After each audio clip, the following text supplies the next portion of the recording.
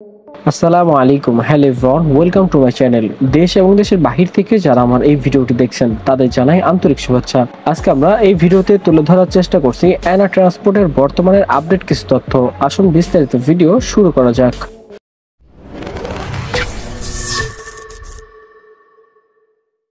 Anna transport বাংলাদেশের একটি নামকরা বাস কোম্পানি, যা 2000 সালের পর থেকে 2023-24 সাল পর্যন্ত তাদের বাস সার্ভিস ছিল সুনাম এবং দাপটের সাথে সার্ভিস দেওয়া একটি অপারেটর। আপনারা সকলেই জানেন 2024 সালের 5 আগস্ট সাবেক প্রধানমন্ত্রী দেশ ছেড়ে পালিয়ে যান।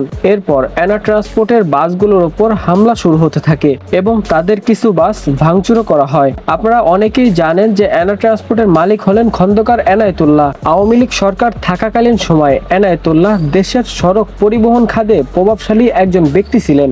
রাজনৈতিক পথ পরিবর্তনের পর তিনি দেশ ছেড়ে পালিয়ে যান এবং তার মালিকানাধীন বাসগুলো চলাচল কিছুদিনের জন্য বন্ধ হয়ে যায় এবং তার কিছুদিন পর অ্যানা ট্রান্সপোর্টের 100-এরও বেশি সংখ্যক বাস বিক্রি করে দেওয়া হয় গোল্ডেন লাইন পরিবহনের কাছে। এরপর ঢাকা ময়মনসিংহ রুটে অ্যানা ট্রান্সপোর্টের কাউন্টারগুলো দখল হয়ে যায় এবং তাদের বাস চলাচল বন্ধ হয়ে যায় কিছুদিনের জন্য।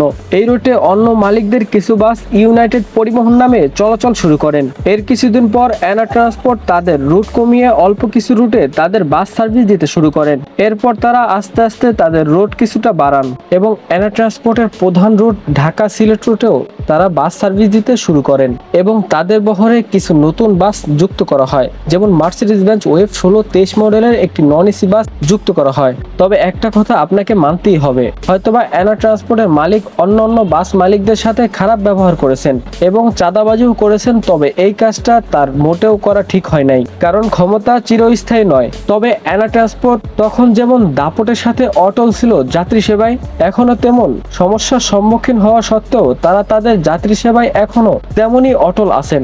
আপনারা যারা অ্যানা ট্রান্সপোর্টে প্রতিনিয়ত যাতায়াত করছেন তারাই জানবেন তাদের বাসের কন্ডিশন কেমন ছিল এবং তাদের বাসের ভিতরের পরিবেশ কেমন ছিল। তো এই ছিল অ্যানা ট্রান্সপোর্টের কিছু খুঁটিনাটি আপডেট সম্পর্কে। আমার ভিডিওগুলো যদি আপনার কাছে ভালো লেগে থাকে তাহলে অবশ্যই আমার চ্যানেলটি সাবস্ক্রাইব করতে পারেন এবং পরবর্তী নতুন ভিডিও আগে পেতে সাথে থাকা বেল আইকনটি বাজিয়ে দিবেন। যারা আমার এই ভিডিওটি ফেসবুক পেজ থেকে দেখতেছেন তারা অবশ্যই আমার পেজটি ফলো দিয়ে রাখবেন। ধন্যবাদ। আজকের ভিডিওটা এই পর্যন্তই। পরবর্তী নতুন কোনো এক ভিডিও নিয়ে আপনাদের সাথে দেখা হবে। আল্লাহ হাফেজ।